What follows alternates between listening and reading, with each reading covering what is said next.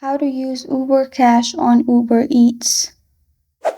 Hi everyone, I'm here to assist you today. Without any delay, let's jump right in. First, open Uber Eats on your device. Make sure you're logged into your account.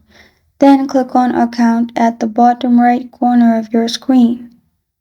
You'll find this kind of screen pop up. Click on Wallet at the top. After you click on Wallet, you'll find all these options pop up.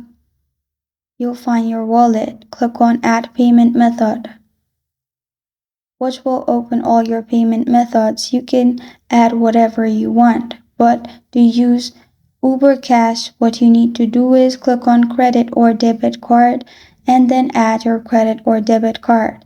After you've added your credit or debit card, it will directly add Uber Cash. And make sure you've loaded your Uber Cash. After that, you can simply pay through Uber Cash on Uber Eats. This is how to use Uber Cash on Uber Eats. Thank you for joining me today. If this video helps you out, please leave a like and subscribe for more. Got a question or want to suggest a topic? Comment below. Thank you for watching.